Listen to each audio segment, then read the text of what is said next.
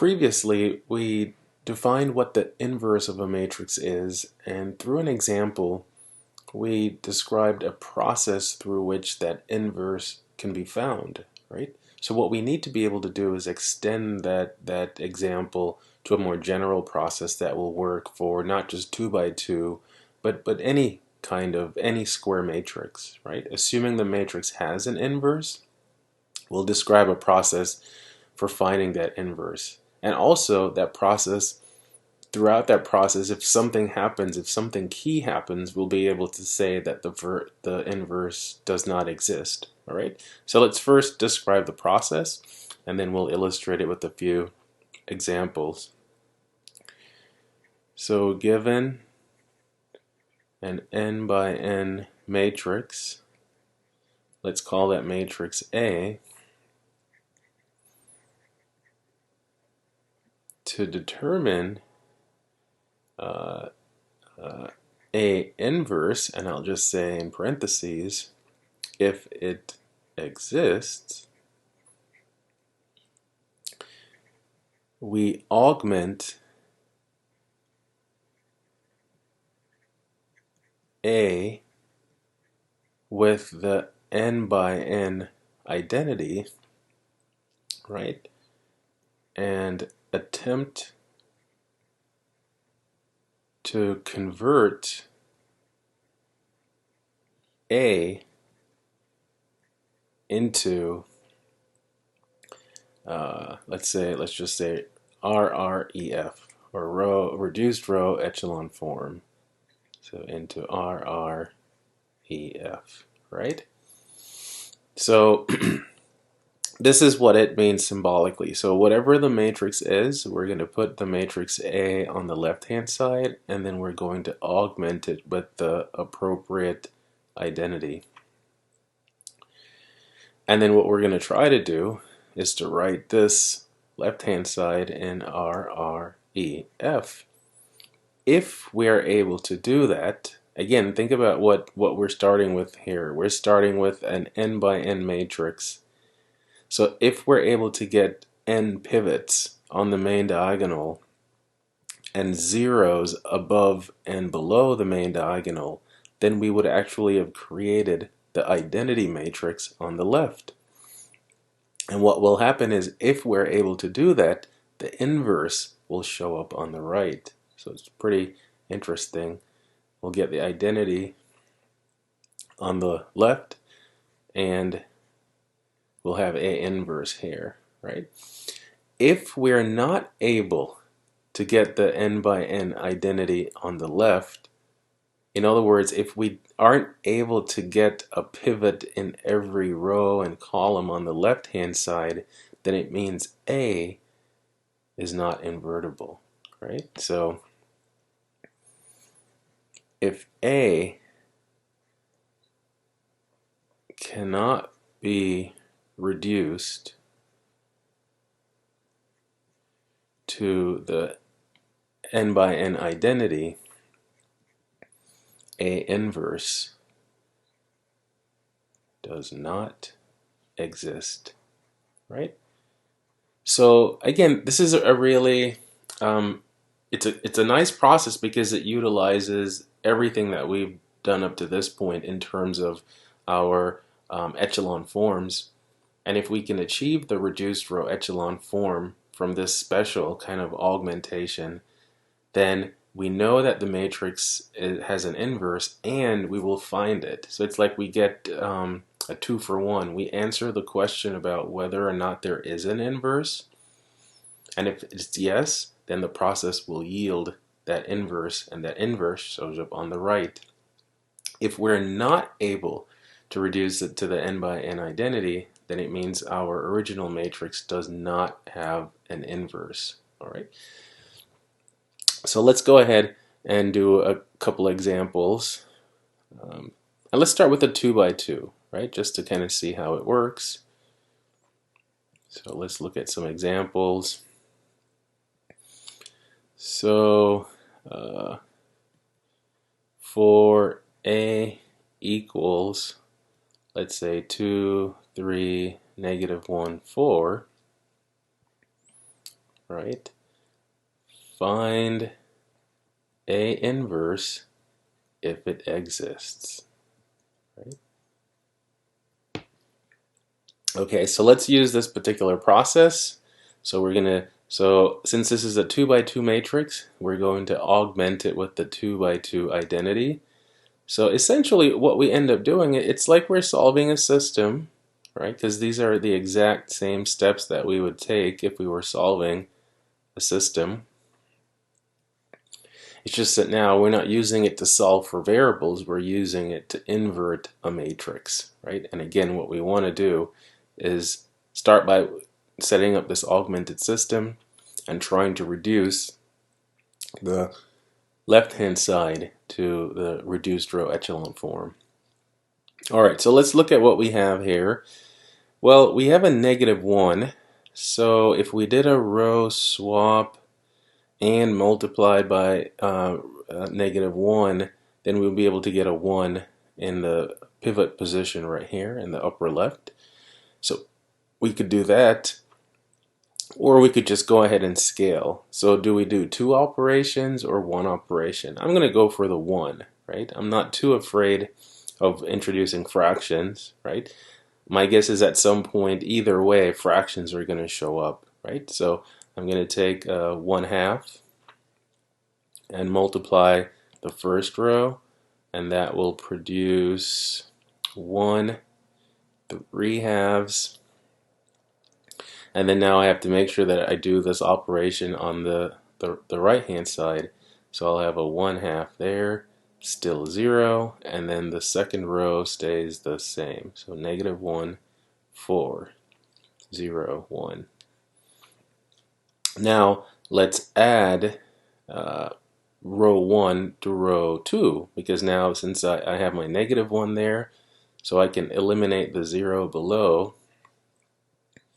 I'm sorry, I can eliminate the -1 below and get a 0 by adding the first row to the second row. So if I do row 1 plus row 2, then we end up with, so our first row stays the same. And then now I'll have a 0 there. So now add 3/2 to 4, so that's 11/2. And then the 1/2 to the 0, so that's 1/2. And then 0 to the 1, so that's 1, right?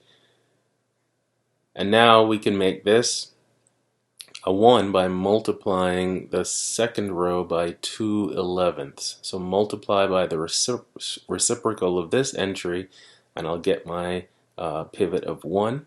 So if I take 2/11 times row 2, so now the first row stays the same. And multiplying the second row by 2/11, we have 0. That becomes a 1. This becomes 1/11. And then this becomes, yeah, because so 2/11 times 1, that's 2/11. Alright. So we're almost done. Now we just have to get a 0 there, and we will be able to get the identity matrix on the left hand side.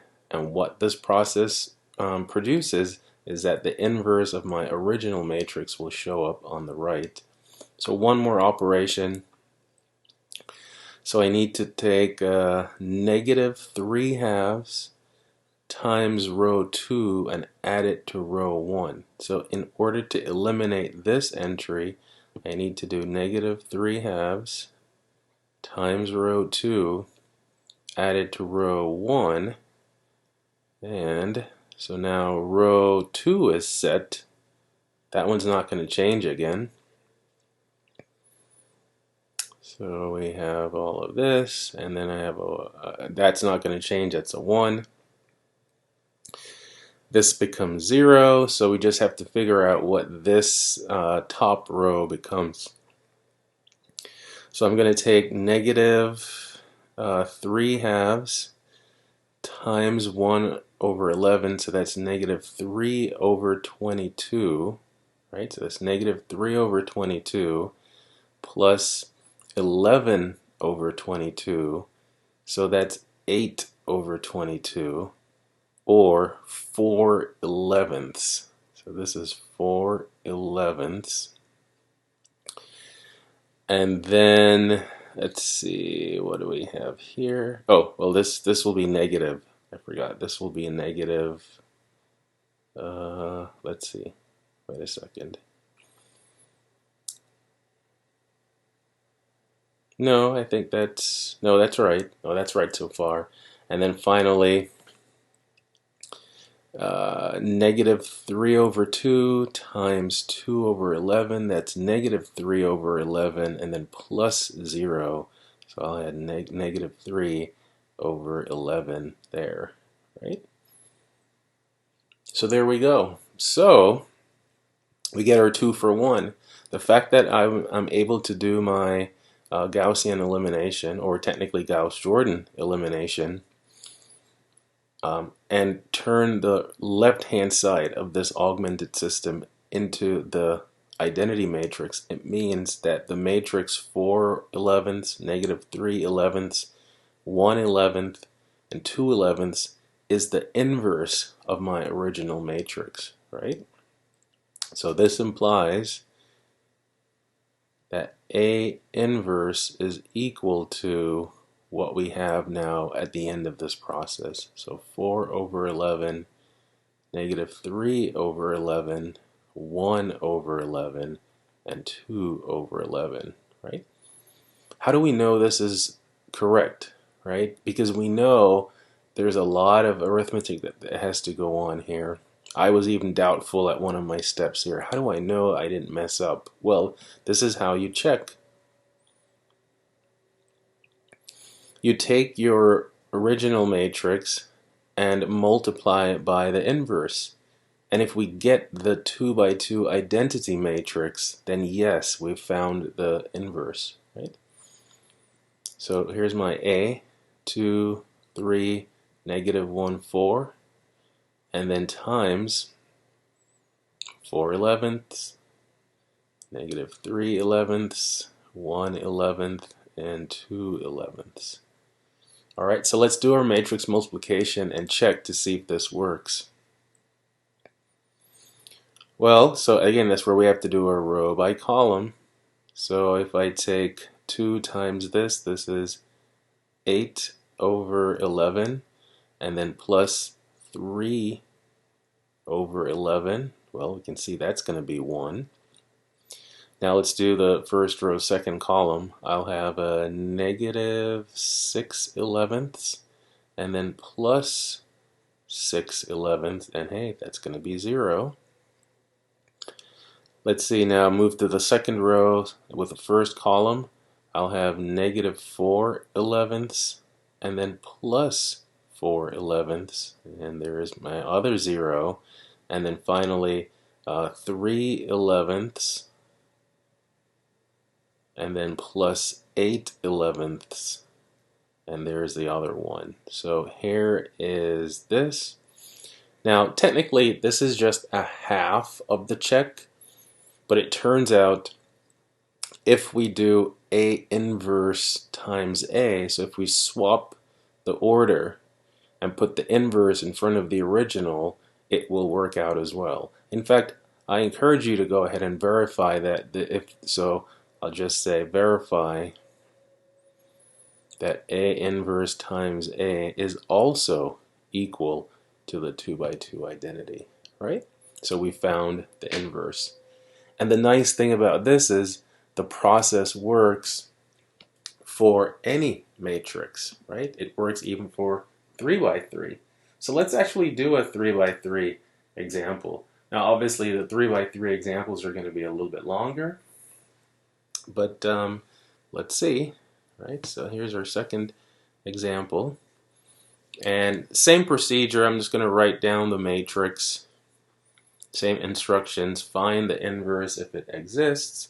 And let's say this is my matrix 1, 1, 1, 0, 2, 3, 5, 5, 1. All right. So again, we're going to find, well, attempt to find what the inverse of this 3 by 3 matrix is. So what do? Well, now we're going to augment this with the 3 by 3 identity, right? So obviously the larger the matrix, the more arithmetic operations it takes to find the inverse. And in general, so the process is called inverting a matrix. That process is very computationally intensive. In other words, it's really, really hard even for super fast computers to do. And people are always looking for algorithms to speed it up. All right? Okay, so let's see what we're going to do. So there's our matrix. So I kind of picked a matrix where it's already, it's in that right form. We're on the right track. We don't have to do any row swaps. In fact, we already have a 0 there below our pivot. So let's do -5 times row 1 plus row 3. So -5 times row 1 plus row 3. Let's see what that results in. So that means the first and second rows won't change. But then the third row becomes, well, let's see, we're going to end up eliminating both of these. So kind of a 2 for 1. So we're going to end up with 0 there, 0 there, and then we're going to have a -4 here. And then on this side we'll have -5, and then a 0, and then the 1, right? All right, so there we go. So now we want a pivot here. So let's go ahead and multiply row 2 by 1/2. So 1/2 of row 2. Let's see if I have enough room here. So we'll have 1, 1, 1, and then 0, 1, but then now we have 3 halves there. And then the third row stays the same, 0, 0, -4. And then I have to make sure that I multiply this side as well by 1/2, right? So first row will stay the same. The second row becomes 0, 1/2, 0. And then the third row stays the same. So -5, 0, 1. All right. And, different things. So we already have a 0 there, so there's nothing to eliminate below this pivot. So let's go ahead and multiply the third row by -1/4. Right? So let's take -1/4 times row 3. Let's see what we get. So now this means the first row stays the same. Second row stays the same. And then the third row will now change. I'll have a 0, 0, 1 there. And then I'll have, let's see, okay, so this will be a +5/4. This will still be a 0. And then I'll have a -1/4. All right. So so the fact that, again, we were able to get these 3 pivots, that's all we need to know, right? So a kind of a clue. Let's for instance say doing an operation we ended up eliminating all 3 entries on the left hand side in a particular row, then there's no way to get a pivot in that row. So then we would stop and say that the original matrix doesn't have an inverse, right? But the fact that we were able to get it to this point, let's say our REF, then we know we can go further and get it into RREF. Right? So now I'm going to use, again, my procedure that I like. I'm going to use this as my pivot and then eliminate these 2 entries above. So I'll write down those 2 operations. So if I take -3/2 times row 3 added to row 2, that will get rid of this pivot, this entry, sorry. And then if I take -row 3 plus row 1, that will get rid of that entry. So after those 2 operations, the third row will stay the same. So I'll write that down. right? So 5/4, 0, negative 1/4. Now let's write down what the new second row becomes. So let's see, so that's going to be 0, 1, 0. And then let's see, so this is negative 15/8, right? And then this is a positive 1/2 still. And then this is 3/8.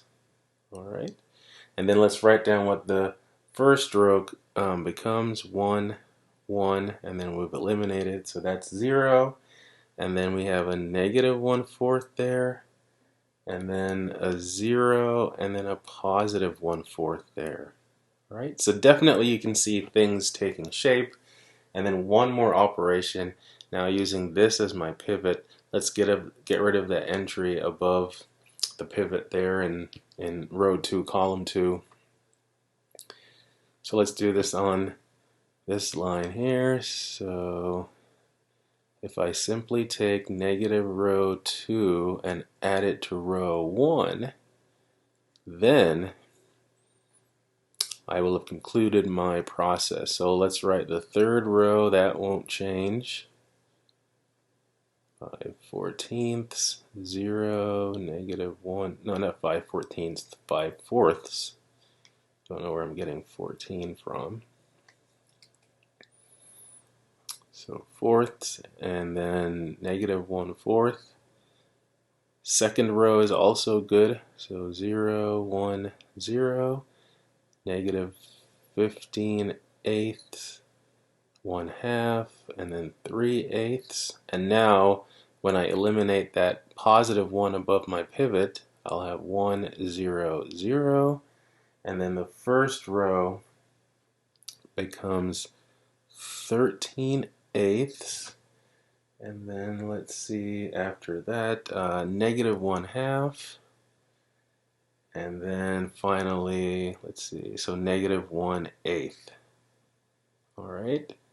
So there we go. So there is the success. We've reduced the left hand side to the identity matrix, and voila, the inverse is now on the right hand side. Now, for instance, if you're someone that's not prone, but you have a tendency to shade, or not shade, but like circle your answer or box your answer, do not box the entire augmented matrix. So state what the inverse is as its own 3x3 matrix.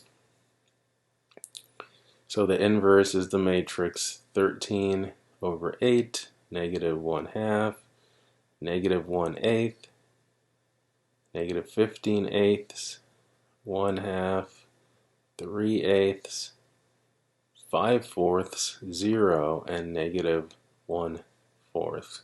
All right. So again, the only thing about this process is that, yes, the larger the dimension of our square matrix, the more tedious the process is. All right. Let's try one more example and see. So let's look at a third example. And let's say, let's try another 3x3 matrix.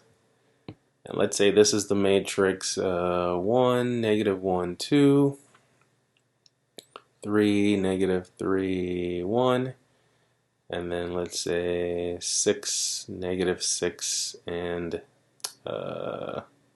2, right? So there's our matrix, and let's try to find the inverse, right? Well, we're going to take our 3x3 matrix, augment it with the 3x3 identity. So it looks 1, negative 1, 2, 3, negative 3, 1, 6, negative 6, 2. Augment that with 1, 0, 0, 0, 1, 0, 0, 0, 1. Now, using this as a pivot, let's go ahead and eliminate the 3 and the 6. So if I do negative 3 times row 1 plus row 2, as well as negative 6 times row 1 plus row 3, let's see what's going to happen. So the first row stays the same since that's the row with my pivot, and I'm eliminating things below the pivot. So we have this. Now if I take negative 3 times this and add it to this, let's see what happens. So we'll have negative 3 plus 3 is 0, and then a positive 3 plus a negative 3, that's also 0, and then a negative 6 plus 1, that's a negative 5, right?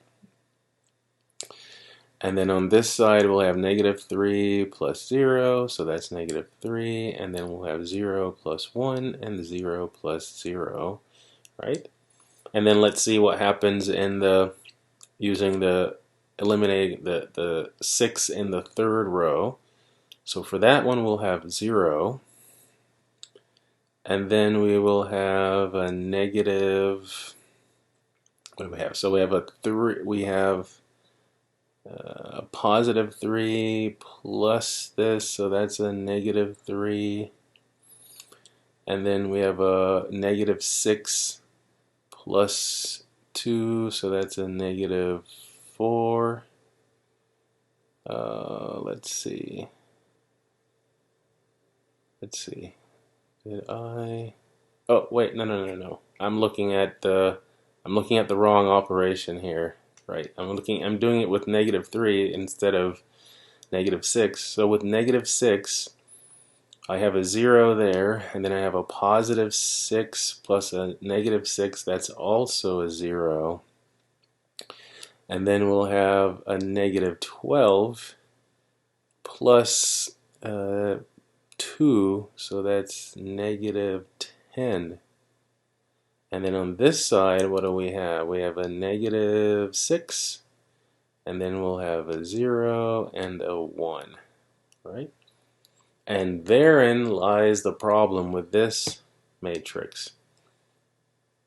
It is impossible to get a pivot in the second row, right? There's no way I can get a pivot in the second row because I've eliminated both of these entries. So this tells me that my original matrix cannot be reduced to the 3 by 3 identity, and therefore does not have an inverse, right? So there's no way to get a pivot in the second row, right? So since A is not, and here's the fancy way of saying it, is not row equivalent to the 3 by 3 identity, A inverse does not exist. So A inverse does not exist, right? So no matter what I tried to do, no matter how clever I tried to get with my operations, I cannot create the 3 by 3 identity on this side. And once I realize that, then I stop, right? Because if I continue, my search will just be futile, right? So to kind of wrap this up, let's just finish up with some terminology, some other words that are used to either imply the existence or non-existence of an inverse, right? So again, if A inverse exists, right? So we say one of two things. So we say A is invertible, right? So that's one word that we've used. But another word is, or actually a phrase, so is invertible or non-singular.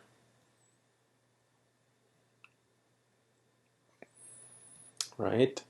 So if the matrix has an inverse, we can either say that the matrix is invertible or it is non-singular. Otherwise,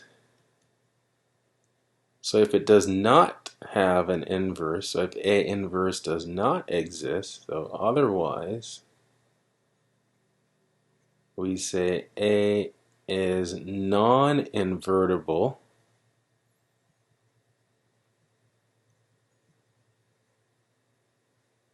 or is singular.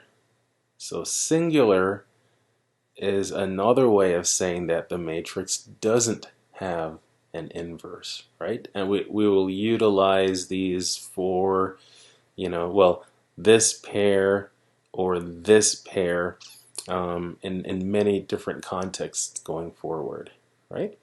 So hopefully you now have kind of a clear procedure in mind. If I give you an n by n matrix, what you can do in order to determine if there is an inverse, and if there is, tell me what it is, right? See you in the next video.